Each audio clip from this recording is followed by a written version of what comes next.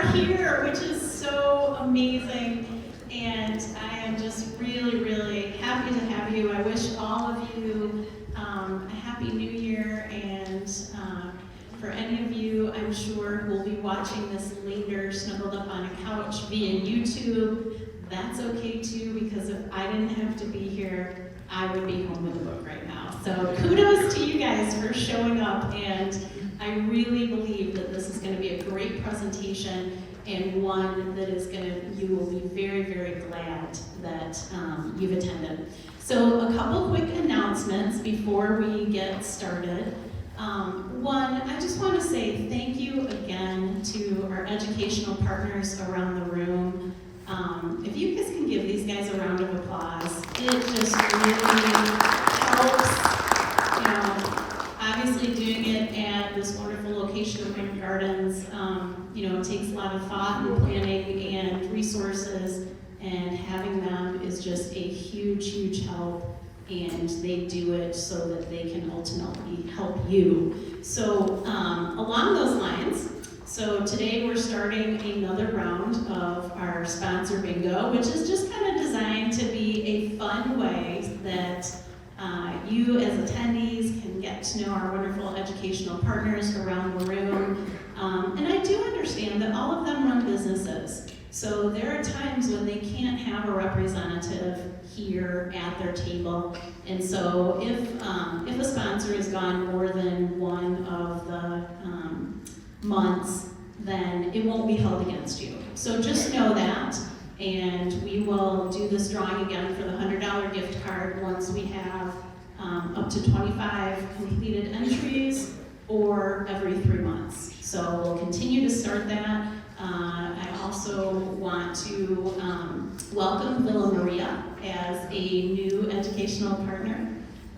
So please stop by there and get to know them. And then we will have Security Benefits joining us as of next month as well. So just a few things. So we have a lot of new people in the room, so I just want to quickly go over a few things. So with your handouts today, we have the note-taking sheet that will help you, and with the note-taking sheet is all of the information on both Jordan and Chad and myself. These guys are experts in what they do, and it's designed that if you have additional questions after the fact, that you have the ability to contact them and follow up. Also on your feedback sheet, these are really important. These are the only things that we ask for you to turn back in, and these are designed for a couple different reasons. One, it allows us to reach out to you if you need specific help in any area. One of the big parts of this series that I feel very passionate about is nobody gets your information and nobody will call and bug you unless you ask for it.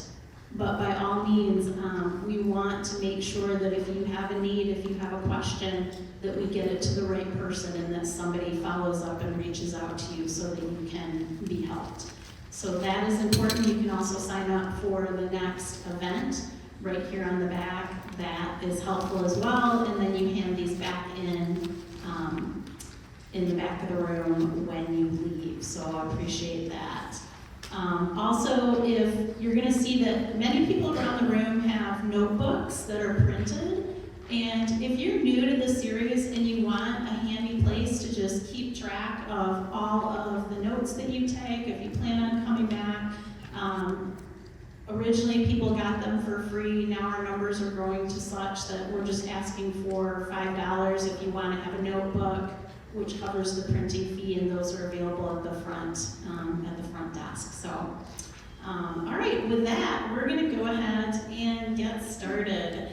So, for most of us, the concept of estate planning and the thought of it rates right up there with making an appointment with your dentist to cover a toothache.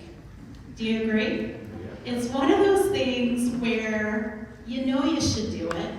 You know you're going to feel better after you do, but boy, oh boy, do you not want to. And I get it. I really get it. And with so many of us living longer and healthier lives now, it's so easy to have that idea that, you know what, this can be done later. This can be pushed off. I have a lot of time to make these decisions and worry about this, and we'll just get it done on another day. But what if you don't? What if something changes in your life and you haven't gotten these things done? I mean, we all procrastinate. It's a part of life. So I'm gonna guess that many of you in the audience know someone, a friend, a close family member, maybe it's something that you've been through where you had to help with someone's estate or watch a friend struggle because the person that passed, for whatever reason, did not have their estate either done, it wasn't done correctly, or for whatever reason, it hadn't been updated at some point when a situation changed in their family. Raise your hands if you've ever been in that situation or if you know someone who has struggled with something like that. Okay? Yeah, I know that since I have been serving seniors almost exclusively for the past few years, I've run into more and more of these situations. And it's just really tough. It's so tough to watch family members struggle with things that you know the person who passed would not have wanted. I mean, sometimes it's as crazy as people in their family whom the deceased positively didn't want to get assets are receiving things. I'm sure there's people rolling over in their graves when they see, certain people receiving things. And by the same token, people in their family who absolutely they would have wanted to have special items or assets for whatever reason are unable to get those as that person would have desired because something wasn't done. Right now, I'm getting ready to list a house shortly that's been sitting completely empty for over a year simply due to some ambiguity in the will and family members fighting.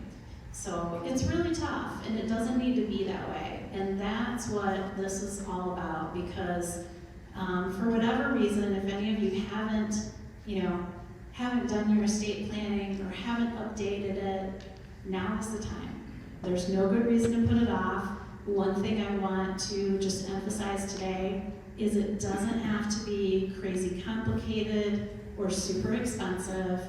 And if anyone out there makes you think that your only options are very, very expensive, please understand that there are more options out there. And I just encourage you to talk to several reputable estate planners and get an idea of what your personal situation might be so that you do not have to continue to put this off, because it really, really is a gift to both yourself and your family to have this done. And just like that toothache, you will feel so much better once it's done.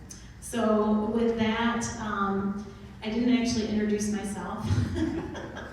So I am LauraTKelso. I am the broker owner of Kelso Homes. I specialize in downsizing and estate properties, and also the creator of this series back in 2019. And my goal was simply to educate and empower all of those of us 50 and over that really wanted to be proactive in our lives. And I'm so happy to have on my stage today both Jordan and Chad, both amazing experts in their fields. So I'm going to go ahead and have them introduce themselves before we head into questions. Thank you so much. Hi, everybody. Can you hear me okay in the back? Cool. Jordan Bush. I'm an attorney with a firm called Hedge Life Law. I'm in my 17th year of practice, and recently founded Hedge Life Law just over a year ago. And sometimes people ask, where did the name come from? And it's kind of a twofold answer. My last name is Bush, and what do you call a bunch of bushes? Yeah, a hedge. And so there's a little dad joke baked into it. But the real reason is one of the definitions of hedge is a means of defense or protection. So you think of hedge funds, you think of a hedge around a castle, those types of things. And so our mission at the firm is to be your means of defense and protection against life. Life happens to everybody. It happens at all times. We're located just off East Paris, between 28th Street and Burton over on the southeast side. And we really just focus on estate planning and then some real property matters. Really all of the other types of law. I'm happy to get you in touch with the right people who do those types of law, but that is not me. But if it's estate planning or real property, please give us a call. Good morning, my name is Chad Garobel. I'm with the CPA Group, an accounting firm in Greenville. Happy to be here this morning. I'm happy to be talking about this topic with not only one of my professional acquaintances, but my friend, Jordan. We did not really set this up ahead of time together. Laura reached out and asked if I'd do this and said I'd be speaking with Jordan. And, Jordan and I have known each other for quite a while, both professionally and personally. So I've been at the accounting game for about 23 years now. Love what I do, love coming out and speaking, and I'm hoping we can provide a little value this morning. So thanks for having us. Great. Thanks, gentlemen. All right, so we're going to start with Jordan, and I really like to start with the basics when we talk about estate planning. I have been to so many of these educational presentations, and I still feel like I only know the tip of the iceberg, and I still get, very confused, especially on the subjects that we're going to be concentrating on today. So let's start with what are some of the most common myths and misconceptions regarding estate planning? Sure, great question. The number one myth is probably that I hear from people is that I don't need an estate plan. I'm not a multimillionaire. I'm not Jeff Bezos. I don't have this massive estate that requires an estate plan.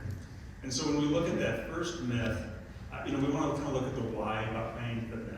And you had touched on it previously. Okay, who here likes to talk to lawyers? Who likes talking about death and incapacitation? Yeah. So, realistically, we know that. We know that nobody wants to come talk to a lawyer about death and incapacitation. So, especially at our firm, we try and be the least lawyery lawyers that you know. I'm wearing jeans right now, and I'm wearing basically some sneakers.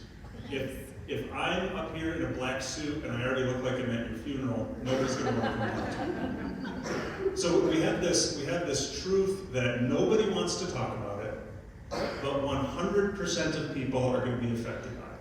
So we have this catch-22, this two sides of a coin that we have to overcome. So we look at that myth and we go, okay, I don't need an estate plan because I'm not a multimillionaire. I don't have millions of dollars of assets that I need to distribute. I don't have a troubled family. Everybody gets along. It'll work out fine. That's not true. The second myth that I hear is, I have a will, so when I die, I'll get to avoid probate. So who thinks if you have a will, you avoid probate? That's not true. If you have a will, you will go to probate. I want you to kind of make that connection there. Your will is your ticket to probate court after you pass away. Because the only place that a will has power is in a probate administration. You have to present the will to Judge Murkowski or Judge Rose here in Kent County for the will to have any power. So we try and explain, no, if you have a will is great, we need it, it's a tool, we're going to talk about what it does in a little bit, but a will take you to probate court. And then the final myth that I probably hear the most often is, estate planning is really just the who gets my stuff when I die language. It's just the who gets my stuff after I'm gone.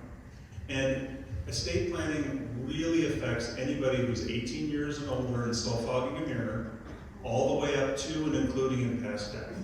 It's not simply who gets my stuff when I die. So kind of explaining what these different tools do, when they are applicable, and then how we use them, that's my job.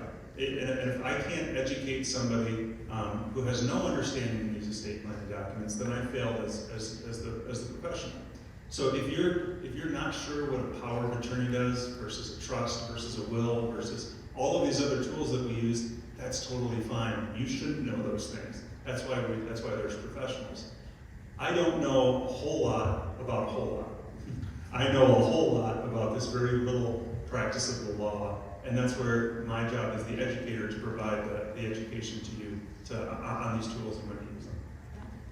And that brings us right into my next question, which is, we tend to live in a very DIY culture, and it's not uncommon to get that feeling that we can tackle almost anything with a few Google searches topped off with a YouTube video. You should have seen me take down a wall with a Sawzall the other week. I think my husband would have had a heart attack if he was watching.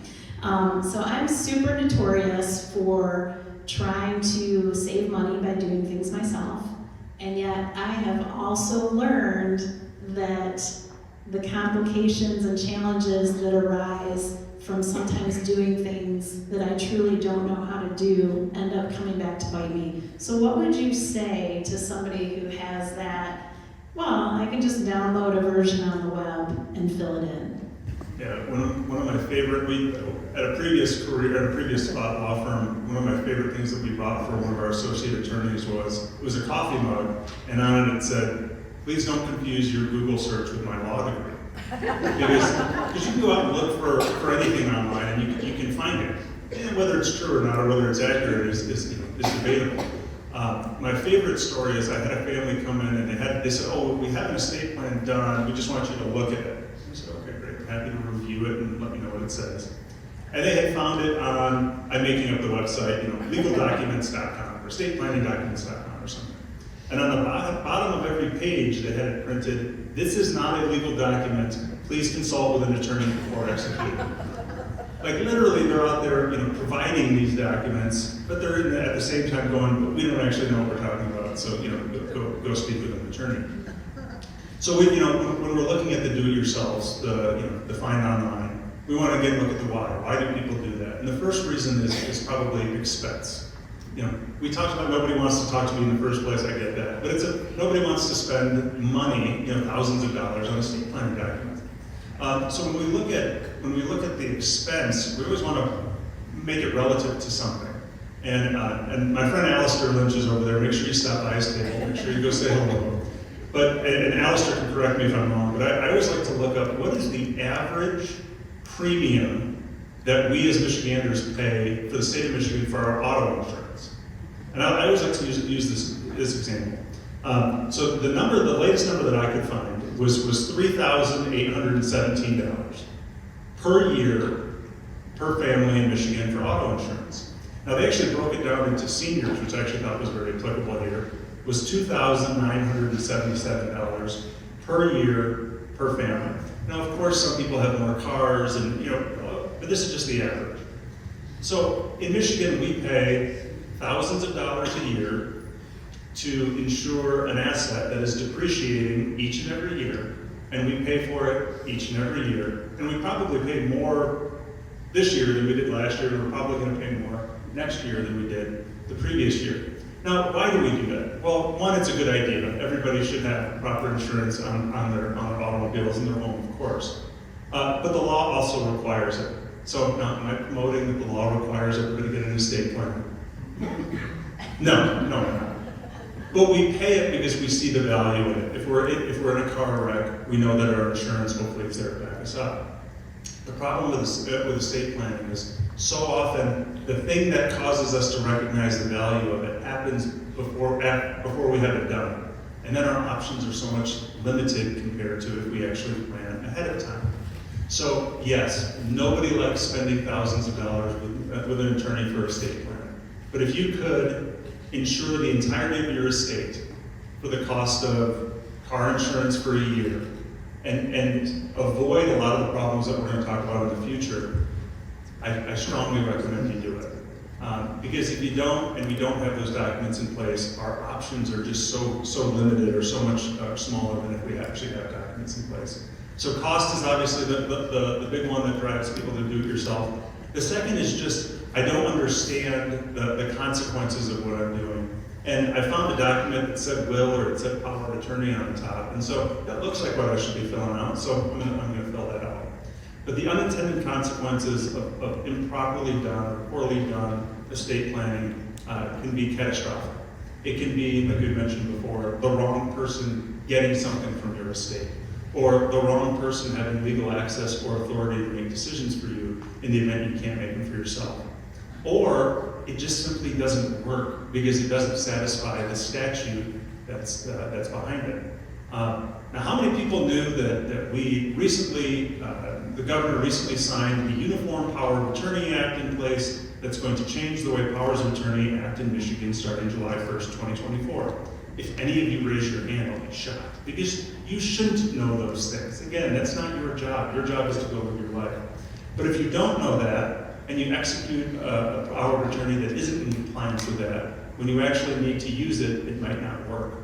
So cost, I know, is an issue. The desire to do it yourself and go, hey, I found this online, without understanding the full consequences are some of the things that we want to try and overcome so to make sure that you've got the right plan in place that actually does the thing that you want it to do. Well, one thing to add on the cost too, we quite often end up working with people on the back end who, families who had a relative who did not have an estate plan in place. And there's a fairly significant cost after death when that happens too. So as I talk to people about that, I encourage people to look at the cost you're spending now is really an investment. It's probably an investment you're doing for the benefit of your beneficiaries, maybe your kids, your grandkids, and I think it is. There is, I think that's a big barrier to estate planning, but I think if you look at the big picture, it will save your beneficiaries not only maybe some heartache, but some cost down the road too. Yes, I firmly believe it's that idea of you're either paying it now or you're paying it later, and it is so much easier to do the ounce of prevention versus the pound of cure in this case. So Jordan, can you walk us through some of the basic legal tools that are used in estate planning, and what is the primary use of each one of those? Yeah, fantastic. So whenever I meet with a family, and by the way, we do free consults for anybody, so you can come in and we can talk about this stuff. And you don't have to worry about spending a lot of money to get the education. But we always start with the 4 cornerstones of a good plan. And the 4 cornerstones start with a medical power of attorney with a HIPAA authorization. And this is a document that basically says, if I can't make my own medical and care decisions, I've empowered this other person, like my good friend Chad, to make those medical and care decisions for me. Now, a lot of people think, oh, I'm married, so it's fine. My spouse will have unlimited access to my information and unlimited decision-making authority, and it's just not true. And we don't know, maybe your spouse has become incapacitated, or maybe your spouse is predeceased. So we want to make sure that the right people can call the hospital and say, hey, is Jordan there? And they can, yep, we can release this information using room 5412, and these are the things that are happening. So the first thing that we always start with is a medical power of attorney with a HIPAA authorization. The second cornerstone, the second tool, is a financial power of attorney, and it's very similar, but instead of medical and care decisions, it's simply financial in nature.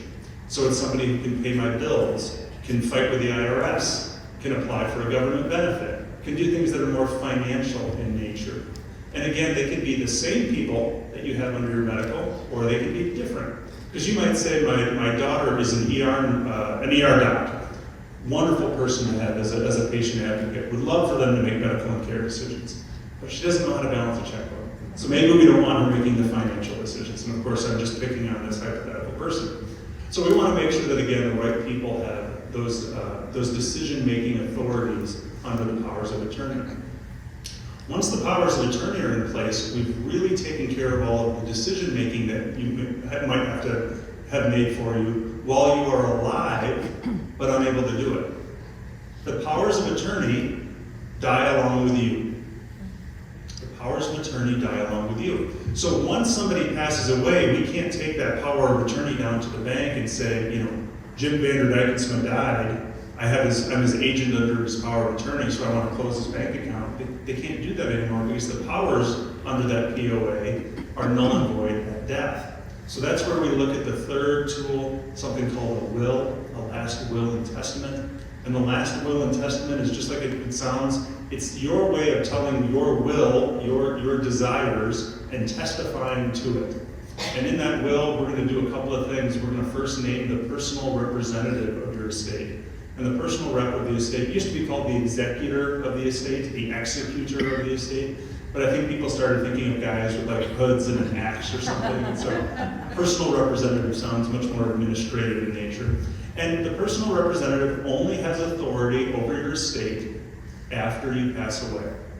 So what do? Well, they deal first with the funeral home. So is there going to be a burial or cremation? Something to do with your remains. They're going to work with a CPA, hopefully, and file your final tax return. Because your Social Security number, the IRS is looking at that Social Security number basically every year and going, did that file a return? Did that file a return? Did that file a return? And in the year you pass, we want to file your final 1040 return, basically letting the IRS know this Social Security number is now retired. Don't look for any more tax returns for it. Did I mention you should be doing that with a CPA? Please don't go and try and do it yourself.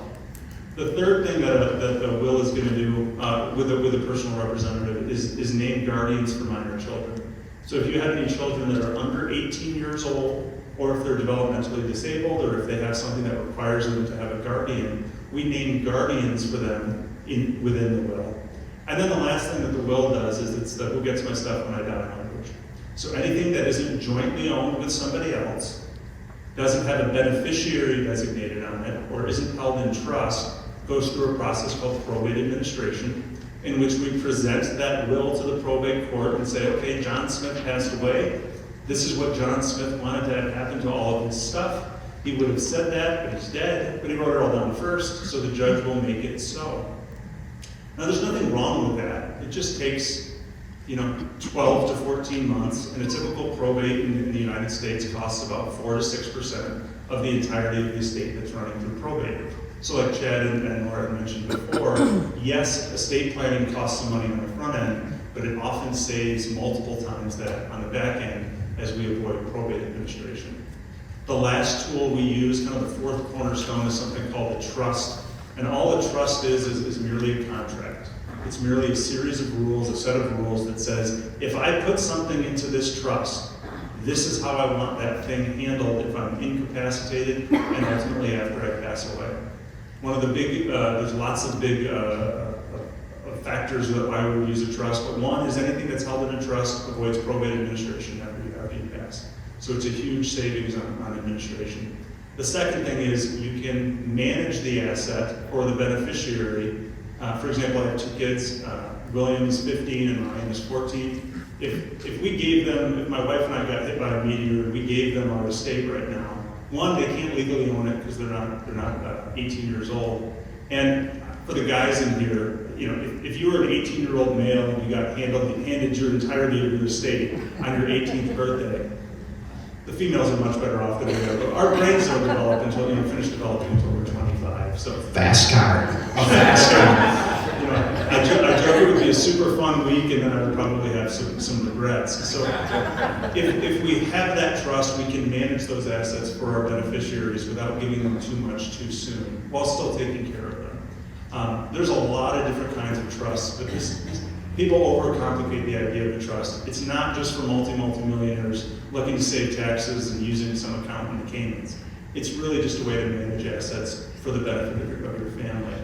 Those are the 4 biggies. There's a million other tools we use, conservatorships and guardianships, things that if you don't have powers of attorney in place are basically court-governed proceedings to appoint somebody to make decisions for you. They're great things when we need them, but we try to avoid them at all costs because anytime you're in the courts, it takes more time and it takes more money. So we look for ways to avoid those. But power of attorney medical, power of attorney financial, a will and a trust, those are kind of the 4 foundations of a good plan. So Jordan's an overachiever and just answered the next 3 questions that I have. So thanks, Jordan, for that. I can go into just detail on all of them. So he established that power of attorney, dies with the person. So that's something that I really just learned in the last few years and pretty important. One thing that I like to mention that I was introduced to just a few years ago, we always think of these legal tools in relation to our older parents, our grandparents, and so forth. But I'm going to call her out. My wonderful daughter is sitting in the back of the room, and just after she hit her 18th birthday, I had Jordan draw up power of attorney papers that were both legal and financial, and all of the health power of attorney forms, because honestly, as a mom, and my youngest just turned 18, and we haven't gotten the documents done for him yet, if something were to happen to him tomorrow, the hospital will not talk to us as a parent unless we have those forms in place. Which seems crazy to me, because I'm like, but I'm the mom. I've done it all. I should have all of this. But legally, once your children are adults, 18, as same thing, I don't consider my 18-year-old an adult, and yet in the eyes of the court and in the eyes of the medical industry, they cannot legally give me information unless he has okayed it. So that's just kind of something I always like to mention. And then, Can I jump in? absolutely. So we do young adult college age planning regularly, and in addition to, the example I always use is, the son or daughter, the 18-year-old goes off to college for the first time, and for some reason I always pick on Central Michigan. And they're at Central Michigan and they get in a car accident and they go to the hospital. As long as they're an adult, like you mentioned, the parent can call, but they cannot release the information. And in the eyes of the law, they're going to say, well, this person's an adult, and we don't want to make presumptions on behalf of this person. Because maybe they have a terrible relationship with their parents, or maybe there's a reason they moved out of that house and don't want their parents to know this information anymore. From an educational standpoint, colleges and universities won't release educational records either. I see some head nods there. And when I explain this to some clients sometimes, you can almost see like the vein get real big and the neck gets red. They're like, I just paid that tuition bill. I'm paying how much in tuition, and you won't tell me if they're going to class or get. And so we can actually, in addition to a HIPAA authorization to release medical records, a financial power of attorney to make financial decisions, and a medical power of attorney to make medical decisions, we can do it something called a FERPA, which allows the university, the college or university, to release educational records to the parents. Now, we can't force these, as you well know, we can't force the 18-year-old, 19-year-old, 23-year-old, whatever, to come in and do them. They have to do them at their own volition. But it's something we strongly recommend in that college-age young professional demographic, to make sure that if you are the parents, they're still on your insurance, you're still paying, the tuition or whatever, that we get those in place, and that way you have access should the worst happen. Yeah, I just love the idea of trying to be proactive. There's so many things that life throws at us that we can't be proactive for, that those areas that we can, it just makes sense in my mind. So we talked about how those powers of attorney change. Now, if someone is actually not dies, but is incapacitated, who actually makes that determination of incapacity, and are there tools that take over in that case? How does that work? Yeah, great question. Often we have clients that they want to know how incapacity is determined, because they don't want one of their kids making a run on them saying, oh yeah, mom and dad's now lost their mind, I'm taking over, right? And I try to assure them that incapacity is a legal and medical standard that needs to be met. And it's two licensed physicians that have personally examined you have to go through this gauntlet of tests. People with a whole bunch of letters behind their name have to send you through these tests to determine if, one, you understand the breadth of your estate. Do you generally understand what you own? Do you think you're do you think you're Jeff Bezos and worth $250 billion? Or, no, I have a house, I have, my 401k, I generally understand what I own. Now, it doesn't mean you need to know the exact balances at all times. That's not what we're talking about. But do you generally understand the breadth of your estate? The second factor is, do you understand the legal consequences of your decision? Now, again, that doesn't mean are you an attorney that understands the statute that it was written on, but do you generally understand if I sign this document, I'm giving authority to somebody, or I'm transferring assets to somebody else? And then the last factor they look at is, are you generally acting in your own best interest? And where this comes up is, I had a client a number of years ago. The Girl Scouts come door to door and they're selling cookies, and he was a fan of not only the cookies, but I'm sure the neighborhood girl down the street who he watched grow up, and he wanted to buy like $25,000 worth of Girl Scout cookies. cookies. And this wasn't a multi-millionaire who could burn $25,000. This was somebody who needed to guard their assets. Even though he thought it was a nice thing to do, to say, hey, I'm going to make you the top-selling Girl Scout cookie seller, in America, that was not acting in his own best interest, because losing that amount of money would have been very detrimental to his lifestyle. So neurologists, psychiatrists, psychologists, and medical doctors will send the proposed ward, the person, through a series of tests to determine whether they are incapacitated. And if they are incapacitated and they have a power of attorney that triggered upon incapacity, the agent that they named under the power of attorney would have those powers, those authorities that were given to them. Now, if they don't have a power of attorney, we go through this process called conservatorship and guardianship. And it's a court-initiated, court-governed process in which the court will appoint somebody. The guardian is that person who will make medical and care decisions for the person that's incapacitated, and the conservator will make financial decisions for them. Now, the reason I try to avoid these at all costs is they take a long time and they can be expensive. And if you really want to ruin Thanksgiving, have a family go through a guardianship conservatorship process. In a guardianship or conservatorship process, the processes are very similar. A petitioner basically says to the court, hey, John Smith can no longer act in his own behalf. I want to make his medical decisions. I want to make his financial decisions. I'm the petitioner. I'm asking the court to give me those authorities. The court then appoints a guardian ad litem, GAL. And the GAL's sole responsibility is to defend the rights of the proposed ward. So the guardian ad litem will come out and meet the person, and they'll interview them, they'll see how they're living, they'll basically run them through a series of tests to go, okay, does this person have the authority to, the capacity to make their own decisions or not? They issue a report, which at a court hearing, all the parties get together and they go over the GAL report, and they look at testimony to determine whether or not John Smith has capacity or not.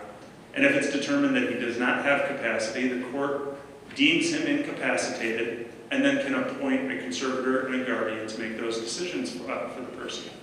Now, once you're a conservator or a guardian, you have to do reporting back to the court each and every year, basically an accounting of these are the dollars that the person had and these are how they were spent.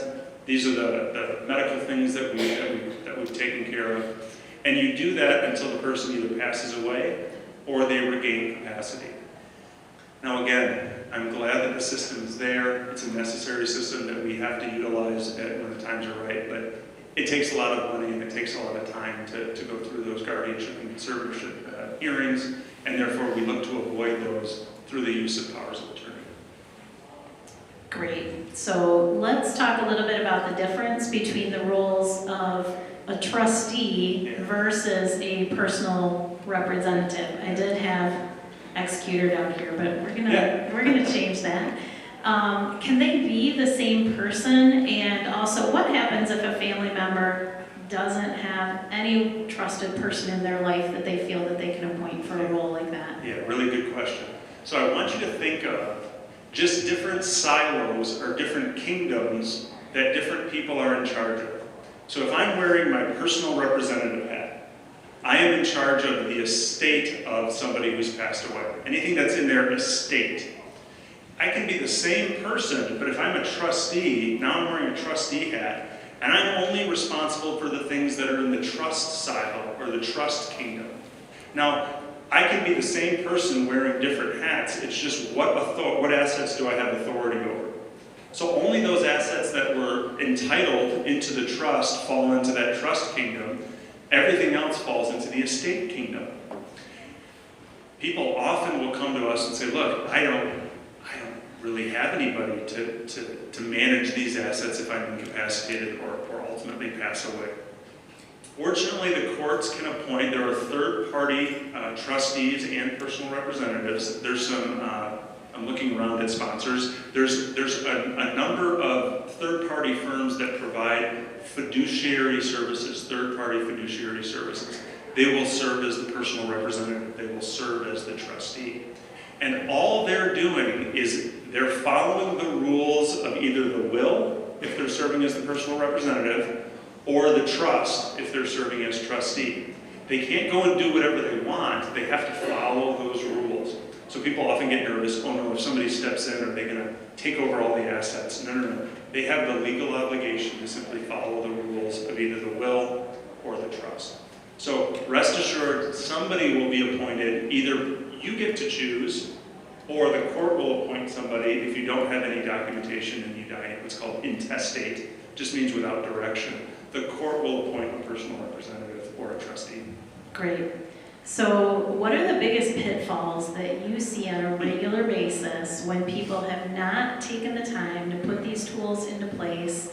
And what are some personal stories that you might be able to share on that? Oh, sure. The biggest pitfall is you can paint whatever picture you want. You can draft whatever documents you want ahead of time. But after something happens, our options are so much limited. There are so few options we have. So if you're a family and you've got young kids, or you're a family and you've got grown kids, and you want to draft an estate plan that says, I want child A to have this, and I want child B to have this, but child C is unfortunately, addicted to drugs, or has creditor issues, or has a special need that we need to hold their share of a special needs trust or something like that. We can make the documents dance however you want them to. But if you pass away and you don't have those documents in place, we are subject to whatever the statute in Michigan says, the intestate statute. So basically the state of Michigan gets to decide where your things go. And after somebody, even if they haven't passed away, after they've become incapacitated and they can no longer execute documents, we're kind of stuck, we're frozen. Just want you to think like a Polaroid is taken. Okay, this is the plan we have after incapacity. Because the incapacitated person can't come back and change the plan. So often, it's no longer we're obviously not dealing with the deceased person or the incapacitated person, but we're dealing with the family who's left to fix the mess. One of the myths that I didn't really talk about was sometimes people have just said, I don't really care, I'm going to be dead. And, they say it a little bit tongue-in-cheek, and, it's a little bit of a joke, and I get it. But what they're really saying is, I don't really care what my family has to deal with. And so after somebody gets incapacitated, I'm dealing with the son, the daughter, the cousin, the whatever, who's now left to fix this mess. Often they're doing their best to try and fulfill whatever wishes the incapacitated person had. But I'll go ahead and say it's very selfish to just assume, okay, they're going to clean up my mess after I'm incapacitated. They're going to clean up my mess after I'm gone. So the biggest pitfall I want to avoid is fewer and fewer options after somebody becomes incapacitated. You can do anything you want with your estate plan while you're alive and have capacity. You can sing whatever song you want, but after you're incapacitated, just think that Polaroid is taken and your plan is frozen. I have watched many a client literally have a breakdown going through this process of dealing with, estate homes and the stuff and the legal aspects. The family members that are left are already struggling with their grief, and then all of a sudden they're saddled with this absolutely huge to-do list, and depending on if someone's lived in a house for a long time, and they might have a house full of stuff that they haven't dealt with. I mean, we're not talking, a day or a couple days. We're talking whoever is dealing with this, they are often taking a break from their life, a forced leave of absence from work. They might have young kids. They can't parent the way they want to parent. They can't work the way they want to work because all of a sudden these things must be dealt with. And it's just incredibly challenging. I mean, I've been in that role before, and that was part of the catalyst for starting this series way back when, was I was put in that role. And honestly, it was very, very difficult. Yeah, there's a lot of work that needs to happen when an estate plan is done perfectly. I'll never tell you that, oh, it's a breeze, it's super easy, and after you're gone, there's things that still need to happen. So we lost Dad about almost 2 years ago. And so my mom's in her late 70s now, and I do this for a living. And so I made sure that they had a great estate plan, and they do. But I do this for a living, and it's still a lot of work after the death of the first, let alone the death of the survivor. But it is exponentially more difficult and exponentially more work if there isn't any direction put in place and there isn't any legal authority put in place, and somebody becomes incapacitated or passes away. Absolutely. So if anyone in our audience today really feels that their estate plan either might be out of date or they haven't done any kind of planning yet, what do you recommend as the very first step that they might do? This is going to come as a big shock, but I'm going to recommend that you come talk to me or any other estate planner. So we offer free audits. You can bring in your existing estate plan and we'll tell you what it says, and we'll say, does it need to be changed or not? And if you don't have any estate plan, we do free initial consults where you come in and we look at what are your goals for your estate plan? What do you have? And okay, these are the tools that we need to use to satisfy those goals. Michelle from our team is here. My cards are on the back. We'd be happy to meet with you. And like I said, it's free. And if you want to engage us, great. We offer flat fee estate planning, so you know exactly how much something costs before you ever sign on to anything. But whether it's with me or somebody else, please, please, please do talk to somebody, because 100% of the people in this room are eventually going to pass away. And if we just address that elephant in the room, it makes it a little bit easier to deal with it. And I would just top that off with most all of the reputable businesses that I deal with on a regular basis for estate planning, real estate, all these very, very important things. I don't know any of us that don't have and offer a free consultation.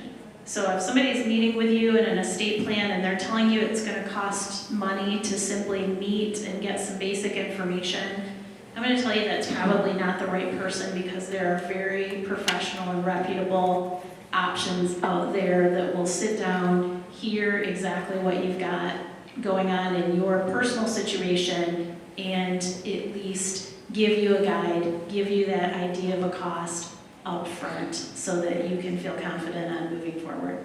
Yeah, it's impossible for me to say I'm going to charge you something when I don't know that I'm the person that's actually going to give you value.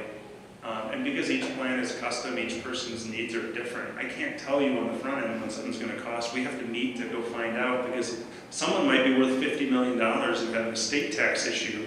Somebody might be worth $1 million, have no estate tax issue, but they might have a child with a special need. Somebody else might have an entirely different goal because they don't have any children and they want to give charitably. Well, all of those plans are very, very different. But if I don't know that I'm the one to provide that value, I don't feel right in charging people on the front end. That's why those consults, we're always going to make those free and allow you to come in, educate me on what your goals are, and I can educate you on the tools that we do to satisfy those goals. Great. All right, thanks, Jordan. We're going to go ahead and so excited to have Chad here before he has to completely dive into tax season.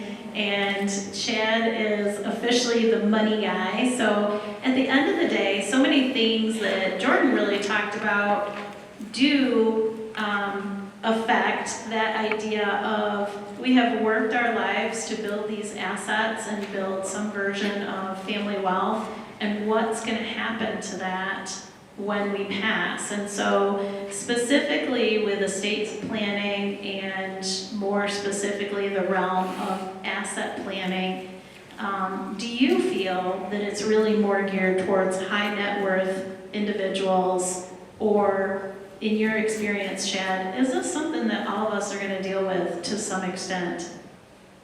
Jordan kind of touched on myths, and I think there is a myth out there that estate planning is for high net worth individuals. Right now, in the United States for 2024, as an individual, if you are worth less than about $13.5 million, you don't have an estate tax problem. As a married couple, if you're worth less than $27 million, you don't have an estate tax problem. And that wipes out a lot of people. So I think people will tell you, well, maybe you don't need estate planning then, and I think that's a huge fallacy. There's so many benefits to it. I would argue that if you've worked hard for your money and you want it you want to be a good steward of it, and you have ideas of what you would like done with it when you're not around, whether you have $100,000 or $100 million, you have a vested interest in estate planning. Like Jordan said, as long as you have the ability to make decisions, you can plan out as much as you'd like, how you'd like your assets split amongst your kids, amongst charities. There's things we can do even if you have less than $27 million to try to allow you, your children, your charities to keep a little bit more of that money and maybe give a little bit less to our government. I'm not opposed to paying taxes, but I think you all probably worked hard for your money, and if we can help you keep some of that, I think that's important. So despite those large numbers I gave you, I think regardless of how much you have, estate planning is invaluable to you. I even talk to younger people. Jordan mentioned it with kids. I did my first round of estate planning when my daughter was 2 years old. I think some of you may not have kids under 18 at home, but if you have children and grandkids, you may encourage them to even think about doing some estate planning. I think it's incredibly important when you have young children, so you can direct how your resources are used to provide for them if you're not around. So, can I piggyback off of that? Absolutely. So Chad just said, somebody who passes away can give away 13.61, just over $13.5 million over the course of their life or at their death without paying any federal estate tax. And then if you use your spouse's unused amount, like Chad had said, it's a huge number. So for 99.97% of people, they don't care about federal estate tax. Next year, 2025, that number is going to go from 13.61 to, it gets adjusted by inflation, so call it 14 million, give or take. But then after 2025, on December 31st, 2025, that law expires, it sunsets, and that amount is going to drop. Now, we don't know what that amount is going to drop to, because Congress has to go fight that out. And I think depending on how November goes, one way or the other, it's going to largely dictate how that limit gets set. I've heard as low as $3 million a person. I've heard somewhere around $5 or $6 million a person. So what does that mean? Well, instead of $27, $28 million couples not dealing with estate tax, it could be a $6 million family that is all of a sudden dealing with estate tax. Now, $6 million is still an incredible amount of money. I'm not poo-pooing $6 million. But if you think of, oh, I got life insurance, and I've got the 401k, and I've got the house, all of a sudden, some people that I deal with who don't think of themselves as wealthy, when they go through the process and they fill out the balance sheet, and they're like, oh, I put the life insurance down there, maybe I have a small business, or maybe all of a sudden they're like, oh man, if it does drop down that low, I don't want to pay Uncle Sam 40%, beyond that exclusion amount. So I think over the next 24 months, we're going to see a huge shift in, I wasn't worried about federal estate tax, to maybe I need to at least be aware that federal estate tax might be an issue based on how that law changes. And there are a lot of people doing things right now and in the next 2 years to prepare for when that number potentially gets reduced. And like Jordan said, a lot of things you said would be proactive. When that grandfather's out in 2 years, there's not going to be a lot you're going to be able to do even 20 months from now. This stuff takes time. So thinking about it now or in the next year, preparing for that would be prudent. But going back to, no, I don't think you have to be worth more than $27 million to benefit from estate planning. I think if you worked hard for your money and you want to be a good steward of it and see it work for generations to come, whether it's with your family or a charity that is near and dear to you, I think it's something you should be thinking about. So Chad, Jordan talked a lot about the legal tools that, well, that too, but no, I'm just kidding. This is kind of a new subject though, so I'm okay with it. Let's kind of move on to what are some of the financial tools that you work with on a day-to-day basis that really help people hold on to what we worked for so hard? Sure. I see my clients that I think are the best positioned have spent some time and built a relationship with somebody like Jordan, an attorney. Hopefully they're also working with a financial advisor, somebody who they trust, somebody who's helping them manage their money, And then if I'm fortunate enough, they bring somebody like me in too, and we kind of build this triangle, if you will. And I think if you can have those three people kind of working with you, a lot of my clients have given us the freedom to speak amongst the three of us, the attorney, the financial advisor, and the accountant. Even if the client's not present, as we try to plan out things. There are a lot of things we can do for you ahead of time to try to, obviously my world is focused on tax to help mitigate some taxes, but also plan for your beneficiaries, your relatives. So I think if, like Jordan says, you don't have to be an attorney, you don't have to be an expert in it. You just have to be able to find somebody like Jordan who is. I would make the same argument about the stock market. You don't have to wake up in the morning, check the stocks, and check it every hour after that to make sure your investments are still doing okay. If you found a financial advisor you trust, they are doing that for you. They positioned you in investments that will serve you throughout your life.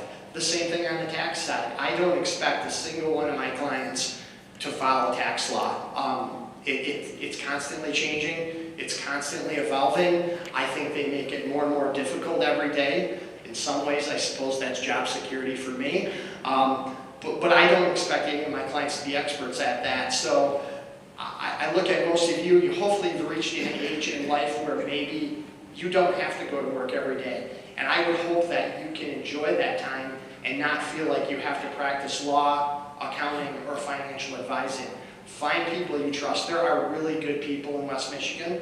They're not all great, but there are good accountants, there's good financial advisors, there's good attorneys out there.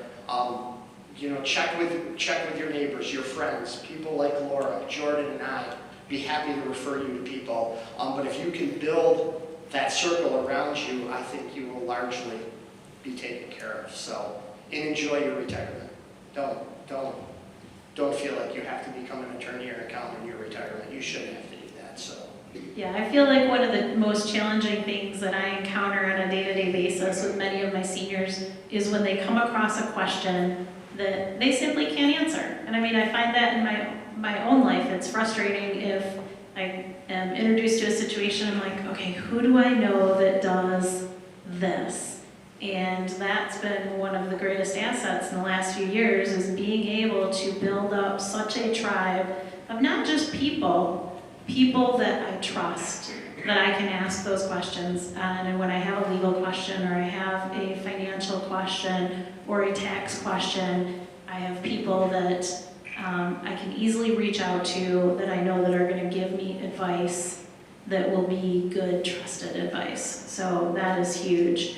So Chad, one of the things that I've encountered also with my seniors, especially as they age more, is struggling to pay monthly bills, and not just because the money is not there, but simply because everything has become so automated that many of the bills no longer get printed and sent in the mail. Can any of you relate to that?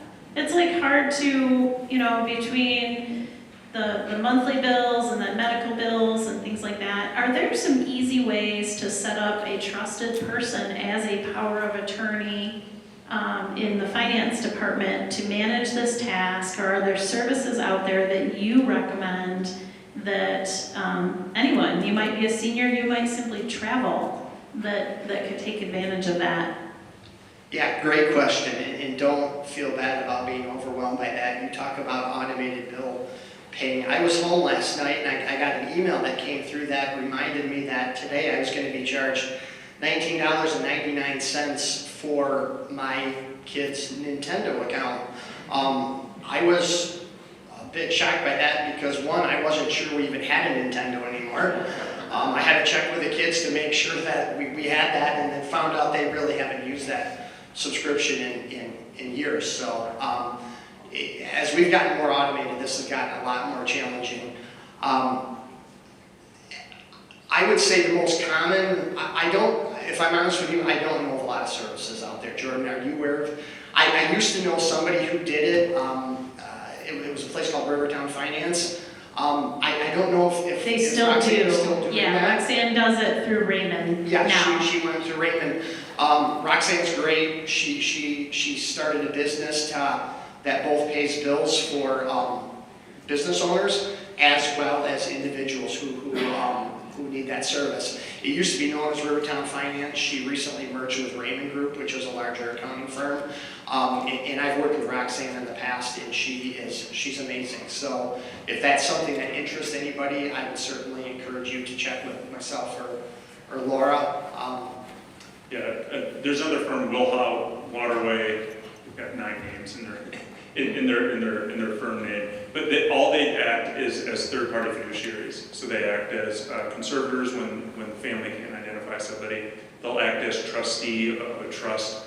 They'll act as personal representatives. So anything that is a fiduciary role, they'll fill that. And we can, if anybody has a question, we can get in touch with them as well. And I think Jordan hit the nail on the head, though. It's when the person can't identify somebody to do it. Whether it's Roxanne, whether it's this firm, there is a cost to that. Being in West Michigan, I would say 90% of my clients that are in this position have found a trusted family member to do it. And if you have that, your son or daughter who you raised is probably, likely, hopefully going to be your best advocate. So certainly, if you have that trusted family member, hands down, that's the way to go. But there are services out there for a cost that will do that for you. So. And sometimes it's just a matter of there might be multiple people in a family who might be capable of taking on these duties, but maybe they have young children, maybe they have demanding jobs, maybe they simply live across the country. There are other reasons why, just because somebody is very capable of taking on that role, where it might be very appropriate to have a third neutral party do it. Even if you've got children who, are all equally capable, sometimes it's a matter of not having to pick between multiple capable people and maybe have someone else in your family feel that they've been slighted by not being picked for that role. So there are certainly different reasons for that. So we're going to jump into a little bit about, kind of mortgage and various debts. So most of us either still have or have had a mortgage during our lives. And when we pass, Chad, do any of these debts dissolve upon death, or do they simply get transferred to our surviving family members? And even worse, if there's not a spouse, who is responsible for those deaths, and what tools should be considered to be used so that we're protected from being saddled with the debt of someone else? Yeah, another great question. Jordan and I are going to kind of share this one too. As far as probably the biggest debt most people have is their mortgage. And if you pass away with that, your mortgage is most likely secured and tied to your home.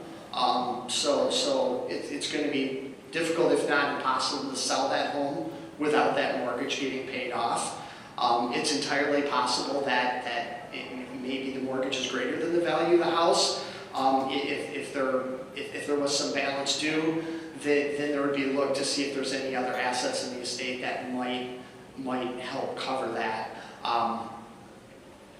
Like I said, the mortgage is going to be generally the biggest debt out there, and that is, banks, they know what they're doing. That's why they loan it to you. They base it off of your house. It's tied to that, so generally that's going to be settled in the case of that. Jordan, you want to speak to any other debts out there? Yeah, so the general rule is whatever you own has to stand good for what you owe. Whatever you own stands good for what you owe. And if the personal representative distributes any of the things that you own to somebody who's other than a valid creditor, if there are valid creditors, that person can be held personally liable for the amount that they've given away to bypass a creditor. So the identification of valid creditors is an incredibly important process after somebody passes away. In all conventional mortgages and in almost all mortgages that are out there, there's this due on death clause. It's a provision in the promissory note and the mortgage that you didn't read because it was 200 pages worth of legal documents in 8 fonts. It's on page 18. And basically it says if you are the borrower and you pass away, the balance is now due on your death because the lender underwrote you as the borrower, your credit, your income, your assets. Now, are they going to foreclose on the next day? No, to be honest, they don't. They usually give you a reasonable period of time, but the estate itself then has to either refi that loan out, or it can be discharged if they sell the property. So yes, mortgage loans are going to stay with the estate after the death of the decedent, along with just about every other debt that they have. Now, the only thing I can think of is federally backed student loans can be discharged upon death or permanent disability determination. They can't be bankrupt, by the way. So in case anyone's talking about student loans, you can't bankrupt them, but if you die or become permanently disabled, they can be discharged. But everything else, credit card debt, personal debt, 401k debts, all of those will have to be made good in the administration process. And once again, another reason to be proactive too, because a lot of times what we like to gift to family members, and we're allowed to do that, but the timing of those gifts can be scrutinized when you pass away if there are debts out there too. So there's an element of, depending on where you are financially, when you might start gifting some of your wealth to your kids, or charities, or grandkids, or friends. And once again, that's part of being proactive in this process and starting it sooner rather than later.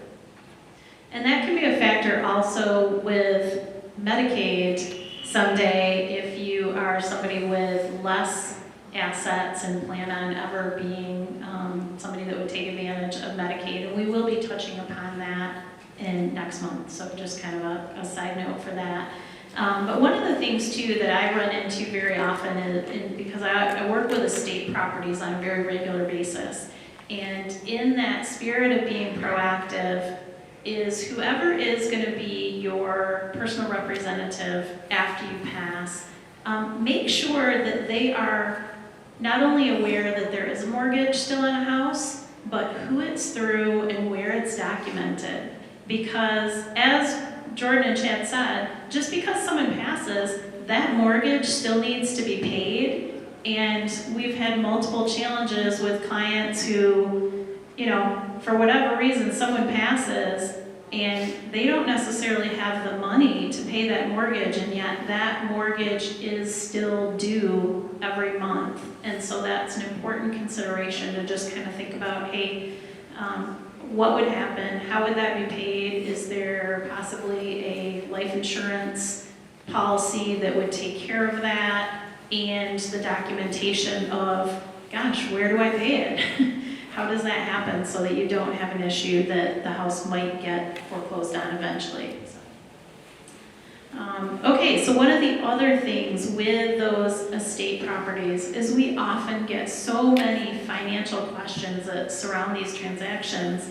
And what are some of the most common questions that you tend to get from clients who are selling the property of a loved one? Generally, probably in my world, the most popular question I get is, well, how much taxes am I going to owe on this? And that's a fair question. A lot of times the property was bought 10, 20, 30, 50 years ago for much less than it was worth when it's being sold. And what a lot of people don't realize is that if you inherit a property, and largely if you sell that, usually within 6 months to a year of inheriting it, you're not going to pay any taxes on that. You get what's called a step up in basis. What that is, and I see this happen all the time. I had a family recently that owned a house on Lake Michigan. It's been in, yeah. This was really important. If you're going to take a note, circle this one like 5 times. It's called a step up in basis. I'll give you an example. I had a family recently. They owned a family cottage out in Lake Michigan. Most of the kids had moved away. The cottage has been in the family for 70, 80 years. Dad's the only person left. Mom died already. Dad can't even make it out to the cottage anymore physically. And his end of the life was near. And there was thoughts about selling this cottage. And I suspect this cottage was worth $2 or $3 million. And my recollection is they bought it for a couple $100,000, many years ago. So if they were to have sold that cottage a week before Dad died, that's a pretty substantial gain, $2 million, of which they would have paid taxes to the IRS on that. They sought the advice of an attorney, of an accountant, and we said, hey, if dad's that close, don't sell that home right now in Lake Michigan. Wait until after he passes. On the day dad passed away, that family received what we call a step up in basis and the value of that. Prior to his passing, that basis was the $200,000 they bought it for 50 years ago. When he passed away, that basis instantly became what it was worth on the day he passed away. And they would only have to pay tax on any amount that house appreciated from the day he passed away. So if that house was worth $2.5 million on the day he passed away, and they turned around and sold it 6 months later for $2.5 million, no tax was due. So number one question I get when people pass away and what they inherit generally is, what do I have to pay taxes on? And from a real estate standpoint, generally the answer is nothing. Now the one exception I would say to that rule is if you inherit that family cottage, you get that step up to $2.5 million and you decide, you know what, I want to hold on to this for a while. This looks like a fun place to raise my family, hang out, and you hold on to it now for another 5 years, and now it's worth $3 million. Well, now it's appreciated $500,000 in the time you owned it, and you will pay tax on that appreciation. You're not going to be stuck with the $200,000 dad bought it for 50 years ago, but you are going to have that basis of $2.5 million when he passed away. So usually we tell people, if you sell a house, a piece of real estate within a year of the person passing, whatever you sold it for is probably about what it was worth when they pass away, no taxes. If you choose to hold on to that real estate for a little longer than a year, it may appreciate in that time between when the person passed and you sold, and there could be a small amount of taxes then. And please never put your child on title as a way of avoiding probate. We see it every month for sure. Well, I'm just going to add, Jimmy Jr. onto the title, and then when I die, if we make it as joint tenants with rights of survivorship, then Jimmy's just going to get it. Well, by doing so, they Google quitclaim deed and they find a quitclaim deed and they deed Jimmy Jr. onto it. Well, Jimmy Jr.'s basis becomes your basis. So just like the story that Chad just told, all of a sudden Jimmy's basis is now whatever you paid for the house, and we see it so often that in attempting to avoid probate through deeding them onto the title, you may have just created a 5 or 6 figure tax liability bill because Jimmy doesn't inherit the property, doesn't get the step up in basis, but you've put him on while you were alive. We see it every single month. So if you're ever wondering, do I put my child on real estate? The answer is no. All right, so we're going to just kind of finish that up. So, Chad, how do you work alongside somebody who has been entrusted with the role of being a personal representative, and how do CPAs like yourself really come alongside those family members when someone has passed and help educate them on the steps of what needs to be done? Sure, great question. We're seeing more and more of that now too. I don't know when it was trust became popular, but when I got into this 25 years ago, we did very little work with trust filing. More and more people who pass away now have trusts. A lot of times the personal representatives, the trustees that are taking over for this have no formal training in it. And they reach out to people like myself and Jordan. We sit down with them. We try to explain to them some of the responsibilities they have of their jobs. A lot of them want to do some accounting for how they're using and how they're distributing their trust assets so they can show family members or other beneficiaries of that. We will help them compile that information. We will often help them read through the trust along with the attorney to make sure they are fulfilling their duties in meeting the wishes of the person who passed away. And then of course there's tax filing requirements too, and we certainly step in and help that. Very few people, if anybody, just wake up one day and say, hey, I've always wanted to file a trust return. So they're kind of their own animal. Even if you prepared your own tax return forever, it's a little bit different. So we help in that capacity too. I could probably talk a little longer on that, but I want to make sure we leave time for some questions. So. Yeah, and just kind of reiterating that idea of, as a personal representative or a trustee, you really do have the burden of reporting how you are keeping track of things. And I think that, you as in that role do have a fiduciary duty to be able to support all the bills that you've paid on behalf of the estate, all the things that you have done, and so all the more reason to really get the expertise of someone who can walk through, hey, what are some of the things that you could potentially be questioned on if you don't handle this in the way that you should be expected to handle it. So since we're running behind, I'm going to go ahead and open up the floor for questions now. We'll start with your question now, so thank you for your patience. There had to do with like a transfer on death, right? Yeah, there's a type of deed called a ladybird deed, which is traditional. Yeah. And a ladybird deed, the legal term is an enhanced life estate deed. And basically what it says is, I can live in this house as long as I'm alive. It's almost like a beneficiary designation on a bank account.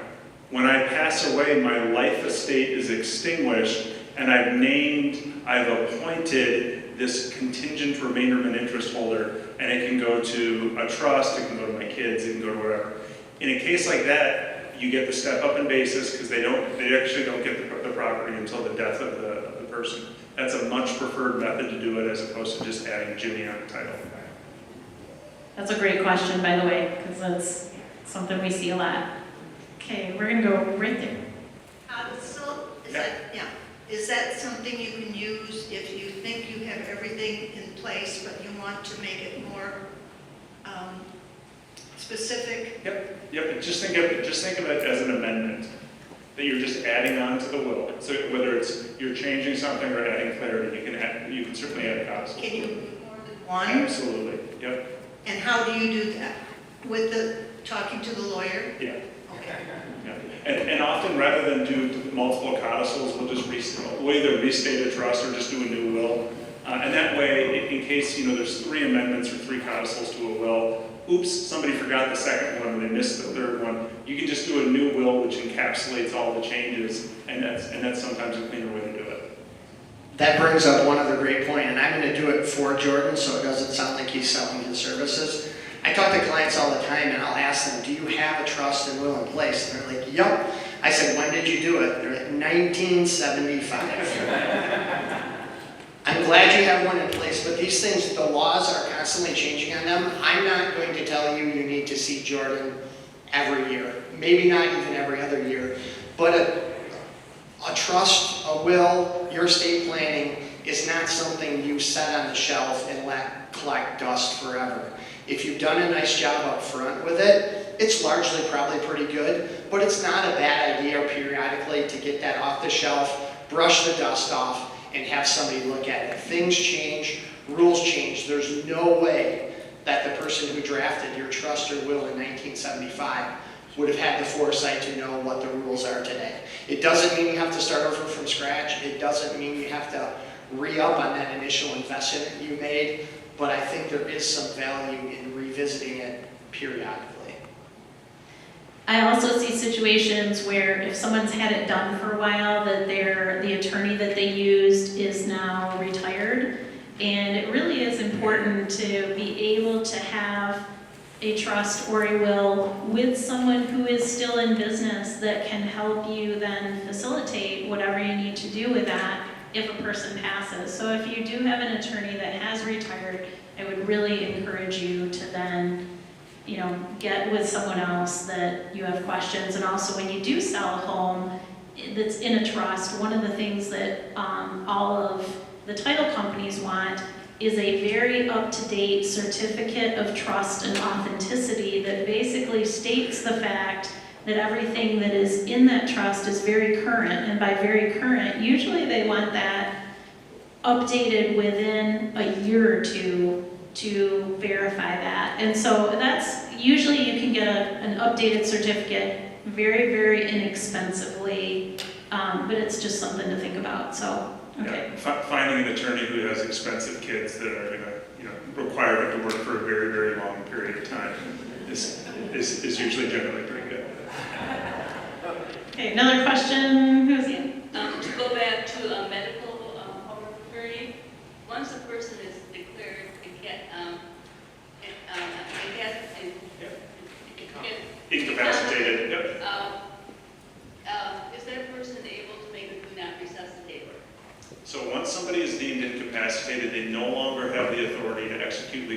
documents. That's why it's that snapshot, and our options are then frozen. So you can build advanced directives or living wills or right there in the medical power of attorney. I could do a whole 3 hours on medical power of attorneys and advanced directives, but that has to be done prior to their incapacity. They can't execute something after the fact. Just a quick question from some guy in the back here. He said, if you go to a lawyer, an elder law attorney who prepares a trust for you, and then it's to protect you from nursing home poverty, and then when you attempt to get placed in a community, you have very little asset to work with. Can you speak to that? Yeah, we could do a week-long thing on preparing for Medicaid, which sounds like it's going to be next month. Now, I mean, somebody else. Somewhat, yeah. Yeah, so there, 30 seconds. There are firms in town that will strategize how assets are held. And basically the strategy is to put assets into what's called Medicaid Asset Protection Trust, and then burn through the 60-month look-back period before somebody applies for Medicaid. And if it's done properly, the state of Michigan, when they're determining eligibility, won't look at those assets from an eligibility standpoint. It's a strategy that a lot of people use. It is very technical. Like Chad had mentioned before, the state will look to see, did you give away money in anticipation of applying for Medicaid? They can penalize you in terms of a divestment based on the value that you've given away. If you're going to do that, it is a very, very powerful technique, but it has to be done with somebody who does this all day, every day. I'm not that person, and I will tell you the people that I do trust to walk you through that process, but please, please, please do not try and DIY that one. You will end up not only probably not becoming eligible, you'll probably get penalized, and there could be even fraudulent conveyances given if somebody's trying to give away assets in anticipation of Medicaid. And one super important thing that I always really want to emphasize is we have wonderful senior communities throughout Grand Rapids and West Michigan. I mean, ones that all day long I partner with and could absolutely strongly recommend that you could feel confident moving there yourselves or having a family member move there, that those people would be well cared for and so forth. Places that are only having Medicaid beds available are not the places that you would likely want to go by choice or want your family members to go by choice.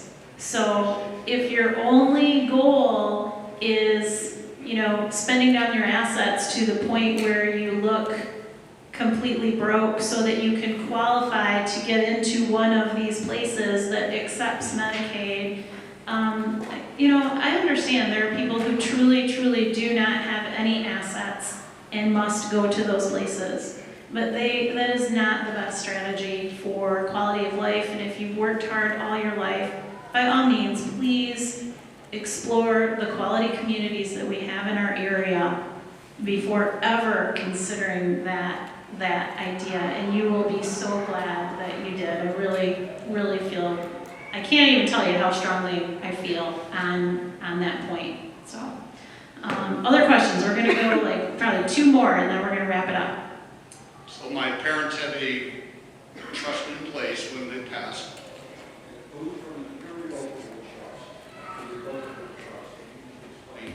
Probably move from a revocable trust to an irrevocable trust. Yep. And all that means is changeable to unchangeable. So while you are alive and have capacity, a lot of trusts are written as revocable, which means you can put stuff into it, you can take stuff out of it, you can change the rules. But then when somebody becomes incapacitated, or when somebody passes away, we don't want anyone messing or changing our rules, so the trust becomes irrevocable, it becomes unchangeable. That way the trustee and the beneficiaries can't modify, can't change your rules unless there is some very egregious reason that the court has to be involved in. So absolutely, revocable trusts become irrevocable upon the death of the grantor or grantors. Does that happen automatically? In all of the trusts that I write, it's built into there because we just don't want anybody after changing the rules of the grantor after the grantor has passed away. The grantor is just the person that creates the trust. That's all that term means. Yeah, that's the difference between a Jordan Bush trust and LegalZoom DIY. So just to, those important but very fine details. All right, final question. Is the executive of the state legally obligated to publish notice of death? Great. Notice to creditors. So, yeah, when somebody dies, there's two types of creditors. There's the ones that we know about, the ones that we can reasonably ascertain. So those are the ones that would show up on a credit bureau. Those are the visa that's in the decedent's pocket. That's the mortgage on the property. We know about those. The unknown creditors, we have to go and identify them. And so we identify them by publishing what's called a notice to creditors. That's either the personal representative or the attorney handling the estate can. And so in counties, there's a recognized legal journal that you can publish that John Smith died on this date. And if John Smith owed you any money, you have this 4-month period to file a claim with either the attorney or the personal representative. And then the personal representative can determine whether that's a valid claim or not. If you don't file within that 4-month notice to creditor period, that creditor is forever barred from seeking collection from the estate. However, the statute of limitations, the ability to seal off those creditors, does not start until you file that notice to creditors. So to answer your question, they're not legally obligated to. However, they don't close off the ability for an unknown creditor to go seek payment from an estate unless they do. So we always recommend that you do. Great. Okay, so that is going to conclude the formal part of our talk. Once again, I just want to first thank Jordan and Chad. Was that not some awesome information?